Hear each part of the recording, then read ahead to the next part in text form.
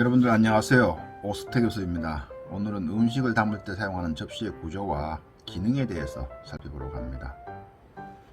조리를 하시는 많은 분들이 음식을 아름답고 멋지게 담으려고 노력을 많이 하시는데, 그 음식이 담기는 접시의 구조와 기능에 대해서 정확하게 이해하시고 나서 접시 담기를 하면 보다 체계적인 방법으로 조리를 할 수 있다는 생각이 듭니다.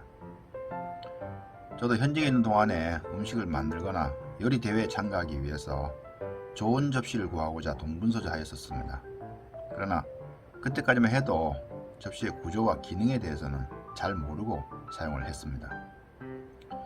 이때 경험으로 조리를 하시는 분들이 접시의 구조와 기능을 잘 이해하고 나면 접시 담기를 할 때 매우 유용하게 적용할 수 있을 것 같아서 오늘 주제로 삼아봤습니다.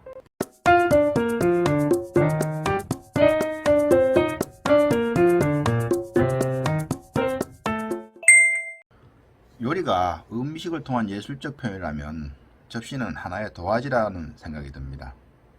우리가 도화지에 그림을 그릴 때 여백과 그림을 그릴 수 있는 공간이 있듯이 접시 역시 이러한 구조와 기능을 가지고 있습니다. 이 접시의 구조를 가장 단순하게 구분해보면 외원, 내원, 그리고 테두리로 구분할 수가 있습니다.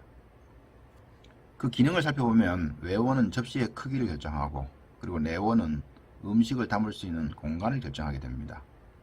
그리고 내원과 외원 사이 부분을 테두리라고 하는데, 이곳은 음식을 고객에게 서빙할 때에 접시의 손잡이 역할을 하는 곳입니다. 테두리는 손으로 잡아서 옮기기 쉽도록 디자인된 것인데, 그래서 음식을 담을 때 음식물이 이 테두리까지 넘치도록 담아서는 안 됩니다. 테두리가 없는 접시들도 있던데요 라는 질문이 나옵니다. 사실 이것은 테두리가 없는 것이 아니라 조리를 할 때 셰프들이 임의로 정할 수 있도록 접시를 디자인할 때 테두리에 약간의 융통성을 둔 것입니다. 특별히 스테이크나 구이와 같이 국물이 없는 음식을 담을 때 사용하는 접시들은 이 테두리가 분명하게 나타나는데, 스프나 음료와 같이 액상으로 된 음식을 담는 접시는 깊이가 있기 때문에 테두리가 있는 것도 있지만 따로 손잡이가 붙어 있는 것을 볼 수가 있습니다. 그런데 이 손잡이만 가지고 불완전하면 받침용 접시를 하나 더 사용하게 됩니다. 우리나라 음식을 담는 접시에는 왜 테두리가 없나요? 라는 질문이 꼭 나옵니다. 그 이유는 우리나라는 음식 서빙을 할 때에 상이라고 하는 공간에 올려서 제공하는 방법으로 발전해 왔기 때문에 그렇습니다. 그러다 보니 상이라고 하는 제한된 공간을 보다 효과적으로 사용하기 위해서 테두리와 손잡이가 없는 접시들을 만들어서 사용하게 된 것이죠. 즉 상이 그 모든 접시들의 손잡이 역할을 대신하는 것입니다. 일단 처음에 상에 담아서 음식을 서빙하고 나면 그 이후에는 쟁반이라는 것을 사용합니다. 특히 냉면이나 탕과 같은 음식은 쟁반이 없이 고객에게 서빙하는 것은 매우 비위생적으로 볼 수가 있는데, 바로 이러한 구조 때문에 그런 것이죠. 우리나라 음식도 서양 서빙 문화를 따르다 보니 접시 모양이 서양 음식을 담는 접시와 유사하게 바뀌어 가는 것을 보게 됩니다. 이제 식당도 좌식보다는 입식 테이블의 비중이 더 많아지는 것 같은데, 물론 좌식일 때도 상에 음식을 담아서 가져오는 서빙 방법은 없어진 지가 오래되었습니다. 서양 요리에 있어서 접시는 서비스 기능에 초점을 두어서 발전해 왔지만, 최근에 와서는 디자인과 시각적 효과로 그 초점이 옮겨지고 있습니다. 그래서 접시는 담겨진 음식을 보기 좋게 하기 위한 수단으로 발전하게 되는데, 여기서 여러분들이 잘 아셔야 하는 것은 접시의 크기가 크다고 음식을 많이 담을 수 있는 것은 아닙니다. 예를 들어서 애피타이저나 디저트의 경우에는 음식의 양이 많아야 약 100g 정도 안팎입니다.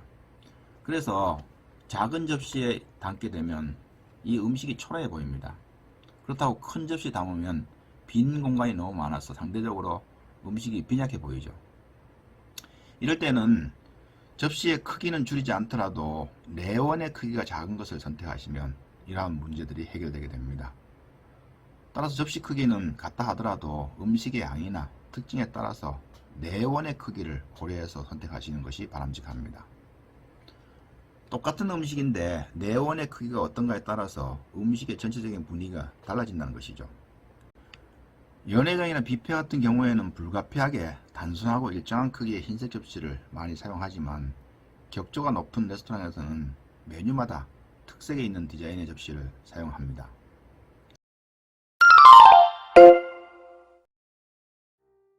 근대까지만 해도 접시는 음식을 담고 서비스할 때 편리하도록 그 기능에 초점이 맞춰져 왔다고 말씀을 드렸습니다.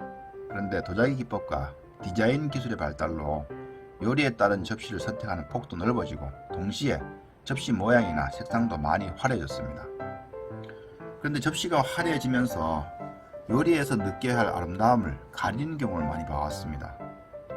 그래서 접시를 선택할 때에는 요리의 특성과 접시의 구조 그리고 기능을 반드시 고려하셔야 합니다. 오늘은 접시의 구조와 기능에 대해서 살펴봤는데 다음 시간에는 접시에 음식을 담는 방법인 접시 담기에 대해서 알아보는 시간을 갖도록 하겠습니다. 오석태가 되었습니다.